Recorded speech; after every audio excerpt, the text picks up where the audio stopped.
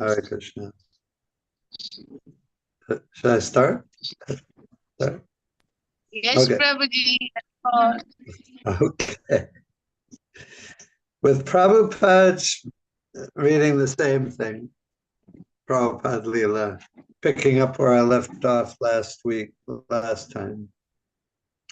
With Prabhupada's permission, the devotees scheduled him for the all-night Uncle Jay show, a talk show on radio station WMEX.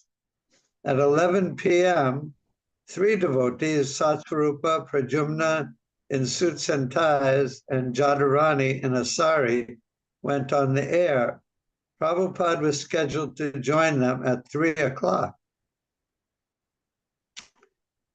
I have before me in the studio tonight, Uncle Jay began, two nice young men and a young woman who have normal American names like Steve, Paul, and Judy. And when you hear them speak, they sound like normal Americans. But if you could see them, they look a little unusual.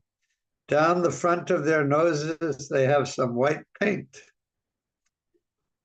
Uncle Jay's listeners began calling in questions, and although most of the questions were trivial, the devotees got many good opportunities to talk about Krishna consciousness. Finally, around 3 a.m., Srila Prabhupada arrived. He had risen according to his usual schedule and had come directly to the radio station. Impressed by Prabhupada, Uncle Jay received him politely and had him sit down and begin answering questions. Question number one, I heard a Swami can't pass over water. So how did you get to the United States? Prabhupada, no, why not? That is superstition. Lord Chaitanya said to spread this philosophy all over the world, in every town and village. So he certainly knew I would have to cross over the water. Very practical answer. Question, how did you become a Swami? Prabhupada, everyone is expected to become a Swami. Suppose one lives 100 years.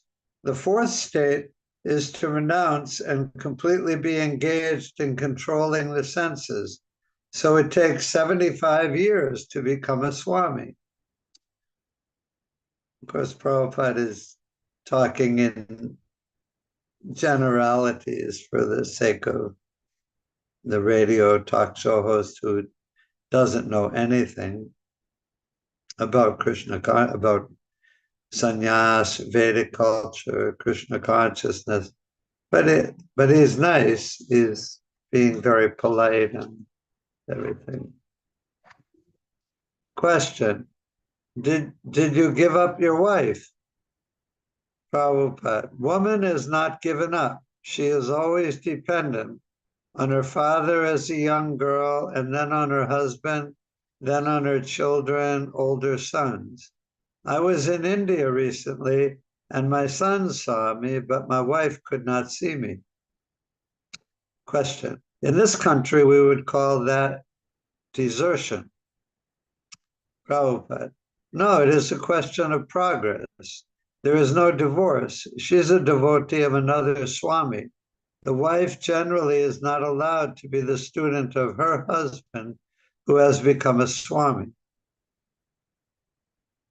He doesn't go into it more than that. Another question is, do you believe the soul is immortal? Prabhupada, yes, you know the soul is immortal. Immortality is not a question of belief. It is a fact. You know what you were in your childhood and your youth. Another question. So that's the end of that answer. And he says, you know that the soul is immortal. And that's a conclusion I've been coming to more and more as time goes on, is that people, when they hear these basic facts, the soul is immortal, karma, the evidence of karma, so many things. Just the most basic facts of spiritual life that we take as just normal, everyday conversation. But so many people haven't heard these things before, at least not in most of the world. But it's these things. But everyone has an intuitive awareness of God. Everyone is part and parcel of Krishna, and there's an intuitive um, awareness of the existence of God, and so many other things. And they just have to be reminded of these things. They have to be reminded by a devotee. Is the power, the potency of a devotee to convince someone or to give someone transcendental knowledge is there, whether you're a young devotee or whether you're a pure devotee like Prabhupada coming directly from Goloka Vrindavan, and any devotee who has faith in Guru and Krishna and the absolute truth of the Bhagavad Gita as it is, the Srimad Bhagavatam. Any devotee can be a potent deliverer of the facts of Krishna conscious philosophy to an inquisitive person. You don't have to be a pure, so any new devotee who has faith in Prabhupada and their spiritual master in Krishna, any devotee with faith can be very powerful in giving the absolute truth. So I'll keep reading. Another question. What does it mean in the Bible, the soul that sinneth also dieth? Uncle Jay interrupted and said that since this was a question about the Bible, the caller should ask his priest and not trouble the Swami. But Prabhupada interrupted. No, we can answer this. He who identifies with the body commits practical suicide. He forgets himself. Those who are sinful forget their spiritual identity, and they have to take another body. Question. What impelled you to take sannyas? Prabhupada. Routine work. One has to become a Swami. It is not a hobby. Because they don't take sannyas, they suffer. Question. You say meditation is very difficult. How does chanting make it easier? Prabhupada. At the present moment, meditation in its pure form is not possible. To do it properly, one has to control the senses, follow the rules, practice the sitting posture, thinking, feeling, and become absorbed in thought. But chanting, as soon as you hear Krishna, immediately the mind is attracted. There is no necessity of pre-qualification. Anyone in any country can sit down and chant Hare Krishna, and he will find himself in complete meditation. Uncle Jay. So Maharishi's transcendental meditation is nothing new. Maharishi Mahesh Yogi, he was very popular in the 60s and 70s in the United States and all over many places in the world. And he became well known. Yeah, he was very popular. His movement, the transcendental meditation, and you pay some money, you get a mantra. And so Uncle Jay's, so Maharishi's transcendental meditation is nothing new. Prabhupada, no. He says go and enjoy and simply pay him $35. But you have to control your senses. Or how can you meditate? Because you do not want to practice, you do not want to follow. I was surprised that people in America and Western Europe took these cheap things. You don't want the real thing. These yogis never restrict their students. If they restrict their students, the students do not come and pay the fees.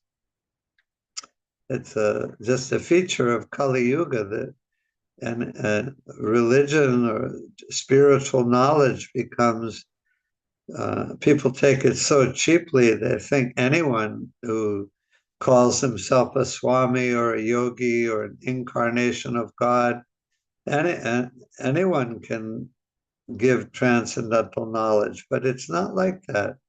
The demands of becoming a bona fide spiritual master are the most serious demands that can ever be in the material, in any world, to take disciples and promise to guide them back home, back to Godhead. There's no more serious vow or promise that you can make. So but people in Kali Yuga are very easily fooled by some a swami or someone who dresses nice and can quote a few verses from the Bhagavad Gita or the Srimad Bhagavatam, and they'll say, "Oh, the people are very easily impressed in Kali Yuga. They can be fooled very easily, and so many people are taking so many uh, people." Cheaters are taking advantage of the people's ignorance and simple-mindedness and misleading them, which is the greatest misservice you do. After all this, so many births and deaths in the material world, life, and somebody comes along and says, do it like this, but they have no idea what they're talking about. That's the greatest misservice that anybody can do. And Prabhupada, of course, was well aware of that phenomenon. There were, of course, in India, there are many self-proclaimed incarnations and gurus and all kinds of rascals, and all over the world there are. So Prabhupada was always ready to argue and fight against anyone who, or at least argue against anyone who was fooled by these cheating yogis, cheating gurus. There's no yeah. Let's see. Uncle Jay speaking. When I was small, I read a book about swamis who slept on beds of nails. Are you that kind of swami? Prabhupada, that's just a trick. That is not perfection. Uncle Jay, do you mean when you say swami means control of the senses, that if I cut you, you won't feel pain? Prabhupada, that is not perfection. If you take even chloroform, then you will not feel pain, as in a surgical operation. Control of the senses means that I can be in the midst of beautiful women, but I will feel no desire for sex. I have got sufficient strength, but I have no desire for this. That is real control of the senses. There's an old ISKCON saying from early, says, when the senses say go, the Goswami says no. Anyway, so we're all supposed to be Goswamis. We're not formally Goswami, we're not formally sannyasis. There are some, and given special respect and honor. But everyone in ISKCON we're all expected to control our senses. Everyone is meant to be a Goswami in the true sense of the word. And we do. There's so many devotees all over the world who have made so much progress in Krishna consciousness, and they don't want to get involved in sense gratification again. It's not that they don't feel any attraction or any desire for sense gratification. That will still be there. Sometimes strong, sometimes not very strong. But we know we don't want to do it because we are very renounced. The average ISKCON devotee is very renounced, is very much in a Goswami in that sense of the term.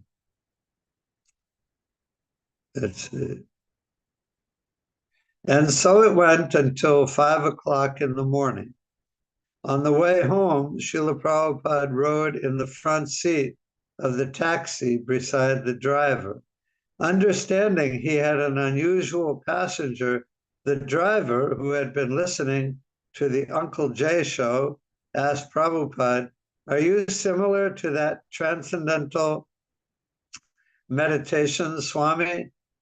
"We are similar," Prabhupada said, "in that he is a Hindu sage and we are a Hindu sage, but his method, meditation, is actually a very difficult process, but ours is very easy, chanting." And so this taxi driver that they got a ride with, when you're out driving all night, usually they listen to the radio while they're driving.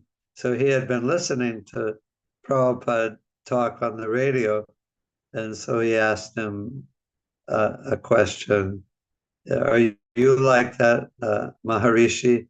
And Prabhupada said, "We're like him. He's Hindu sage, we're Hindu sage, but his method, meditation, is actually a very difficult process. But ours is very easy, chanting." And that's a fact. Lord Chaitanya has made it as easy as possible to go back home, back to Godhead. And there's nothing wrong with it being easy. And there's one purport in the Bhagavad Gita where Prabhupada says that the impersonalists, they say that the process of bhakti they have is so easy. But Prabhupada says in that purport, he says, but if it's so easy, then why don't they do it? Why do they want to do the more difficult thing? It's so easy. Why don't you do it? Is there something wrong with something being easy? If you find you're doing something that has to be done in a very difficult way, that's the only way you know, and somebody comes along and shows you a much easier way, why don't you do it the easier way? But then Prabhupada says in the purport, he says, actually, it's not easy. It's the easiest way possible, but it's still not that easy because you do have to become renounced. You do have to become a Goswami, whether you're a householder or a brahmachari or sannyasi, vanaprastha, everyone has to become renounced and everyone has to give up his habits of sense gratification that we've been engaged in for millions of births. The process is easy, but the practice of it is a little bit difficult because of our conditioning and our still some resistance to surrendering to Krishna. But once the gopis don't find it difficult to chant Hare Krishna or serve Krishna, make flower garlands. And the cowherd boys in Vrindavan don't find it difficult to get up in the morning and go out and play with Krishna. It's the easiest thing in the world. Krishna consciousness for us is a little difficult because of our conditioning, our long lifetimes of being away from Krishna. So it's a little difficult, but it is the easiest process possible, chanting Hare Krishna. Okay, continue reading. The children on Hester Street would call out, Hare Krishna, whenever they saw Prabhupada come out of his apartment. They were making fun. They were making fun of the devotees and Prabhupada. They weren't chanting like, Hare Krishna, Swamiji. They were, Hare Krishna, just fooling around, as kids will do. And especially in the United States. But yeah, they were making fun, but Prabhupada liked it. Once when a devotee tried to stop the children, Prabhupada said, oh no, they are chanting Hare Krishna. That's all right. He said Hester Street should now be called Hare Krishna Street. It was in Swamiji's room one day on Hare Krishna Street that he accepted the name Prabhupada. While Govinda Dasi was taking dictation, Prabhupada mentioned that the affix G was a third-class address. Then why do we call you Swamiji? She asked. What should we call you? A spiritual master, Prabhupada replied, is usually addressed by names like Gurudev, Vishnupad, or Prabhupada. May we call you Prabhupada? She asked. Prabhupada said yes. And Govinda Dasi told the others. At first, some of the devotees were reluctant to give up the long cherished Swamiji, which for them was a name of affection. That's what they had been calling Prabhupada for 2 years already, and that's the only name they had for him. And it was a very affectionate, like you, husband and wife have affectionate name for each other. Or with your friends, you give each other. Somebody has a nickname, and they like it if you call them by their nickname. And so that's the name they knew for Prabhupada, Swamiji. And he liked it, and they liked it. And at first, some of the devotees were reluctant to give up the long cherished Swamiji, which for them was the name of affection.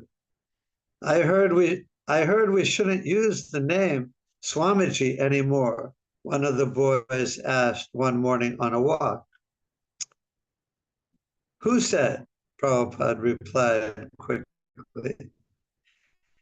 They said you said it was third class and we shouldn't say it. I never said that. Then we can use it? Yes, that is all right. But Swamiji soon disappeared. Roy Ram even printed an explanation in Back to Godhead.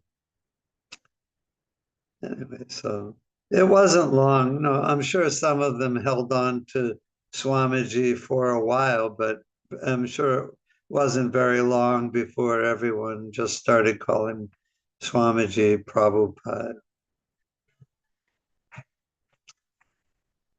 Prabhupada's next destination was fixed for Montreal. Satsvarupa, Pradyumna, and Jadharani, all of whom had drunk deeply of Prabhupada's personal association, got their last bearings directly from him. I am scheduled to leave for Montreal in 2 days, Prabhupada said to Satsvarupa on a morning walk. Is that all right? Satsvarupa felt strange that Prabhupada would ask him for permission to leave. He also felt sad, but he could think of no way to stop him. As they walked, they passed a toy store displaying guns and battleships in the window. This is the kind of thing we grew up with, Satsarupa told Prabhupada, but you grew up with Radha Krishna deities. Does this still affect us? Yes, Prabhupada said, the impression is still there. That's one fact of life in America, especially now, more so than when I was young. Guns are just everywhere. And when I was young in the 50s and 60s, we watched all the cowboy shows on television. And they all carried guns and shot each other. And that's how everybody in the United States grew up. So he said, does this still is the impression? And Prabhupada said, yeah, the impression is still there. Of course it is. Prabhupada Satsvarupa asked, now that you are with us, we can ask you any necessary direction. But in the future, when you are not always with us, how can we get direction from you?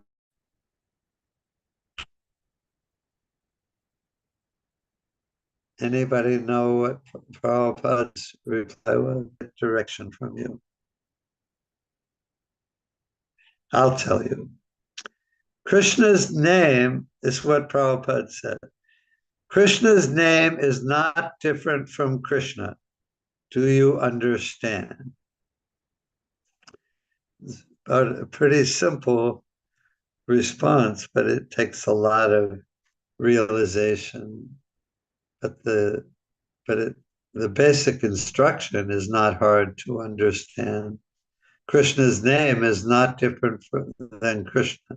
Do you understand? Yes, Satsvarupa replied, but he knew his understanding was only theoretical. He knew he would have to think more deeply on Prabhupada's answer. Prabhupada was indicating that by chanting Hare Krishna, Krishna himself would be present, so the disciple could get direction from him by the grace of the spiritual master.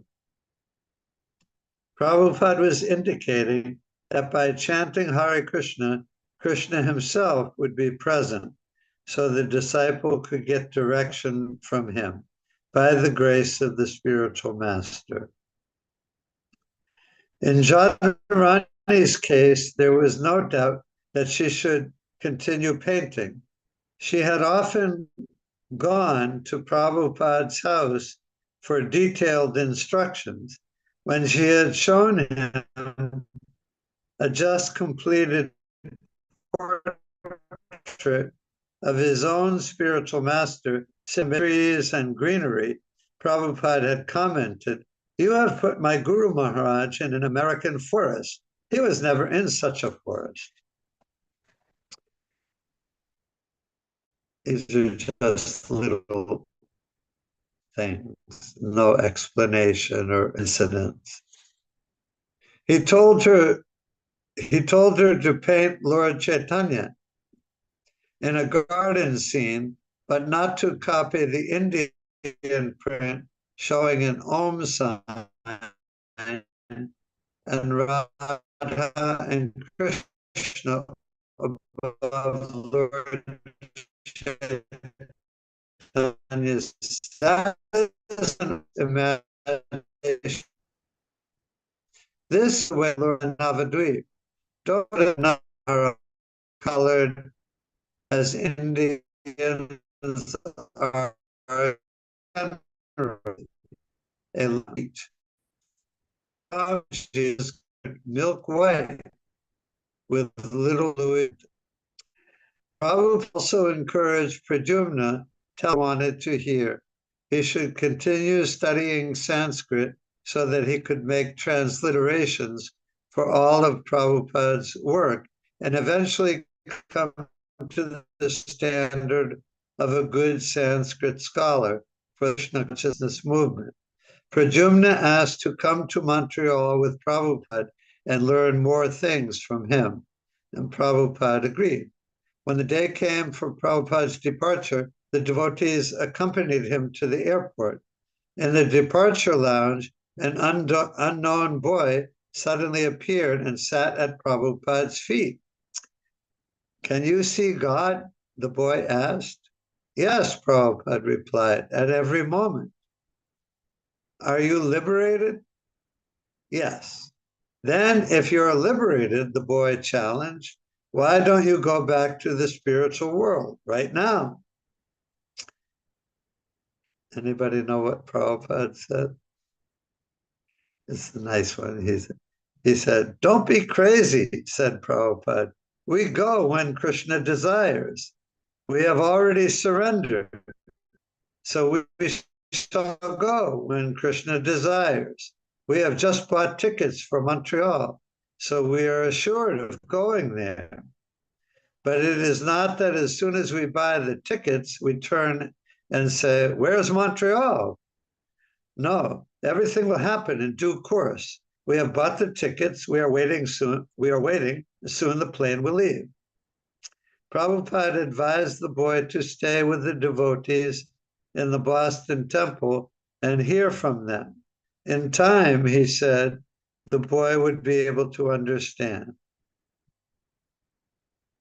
And so we're purchasing our tickets for going back to Godhead too, and we will go.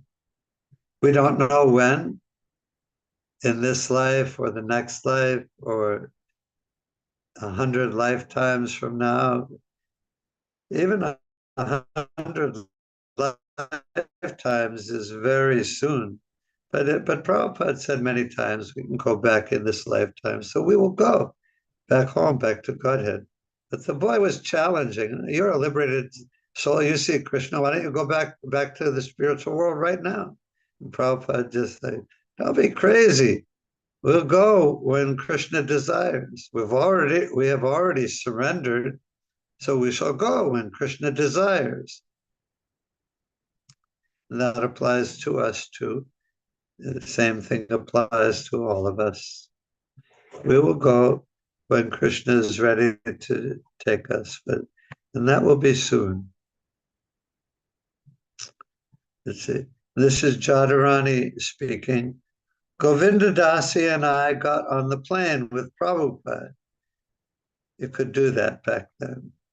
Get on the plane with somebody and get off just before the plane took off. Jadharani speaking. "Govinda Dasi and I got on the plane with Prabhupada just so we could see him up to the last minute. His last words to us were from the Bhagavatam. He quoted 2 verses, Vasudeva Paraveda, Vasudeva Para Yoga, Vasudeva Param Jnanam. This means that Krishna is the goal of yoga. He is the benefactor of activities. He is the cause of the Vedas. Krishna is everything." And I began to cry because Prabhupada was leaving. He reached over and passed his hand over my face. I asked him, "Srila Prabhupada, sometimes when we ask you something and you give us permission, are you being like the super soul? Are you just giving us sanction for what we want?" Srila Prabhupada replied, "When the spiritual master speaks, it is Krishna speaking." Pretty significant statement. And that's our philosophy. Spiritual master is directly the representative of Krishna. And especially when he's talking to his own disciples, Krishna is certainly giving him instructions in the heart and the spiritual master knows what Krishna wants anyway in relationship to his disciples. So Prabhupada replied very simply, when the spiritual master speaks, it is Krishna speaking. So just always remember that, take it like that. When Prabhupada got to Montreal, he wrote me a letter within a day or two saying, this is still Jadharani speaking, Mother Jadharani speaking, I am simply remembering your face when you were crying in the plane. And then he gave me an order. Please don't be agitated in any way. Krishna is always with you, and he is always your friend. So many disturbing elements may enter into your life, but a devotee is never agitated. That's a very comforting statement by Prabhupada. Anyway, it's not the end, but I'd like to stop now. The Mukunda, the devotee, if it's okay. I'll Yes, stop Baba. now. Yes. Anyone have anything, questions or comments? If you do.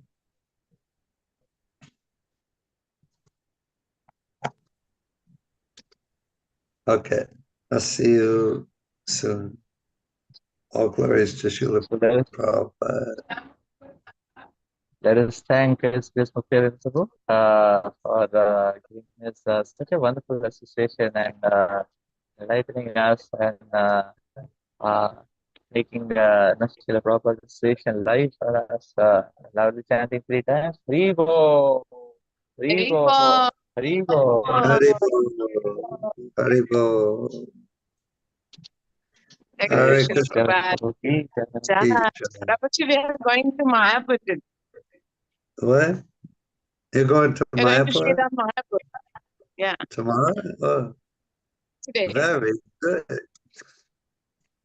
So we'll pray for you, and I'll give that to one devotee you have given. That's that's still there with me. We have not gone to Mayapur. We'll go What? now and give. Say that again. All right. You can pray for me in Mayapur. Surely, Prabhuji. So we have our new first year undergrad. So they are going to Sridham Mayapur for the first time. Many of them have started chanting 16 rounds, and they are also there today in class. So they are listening you, and they are happy and grateful. Thank you, Mother Devahuti. You're doing great preaching work. Hare Krishna.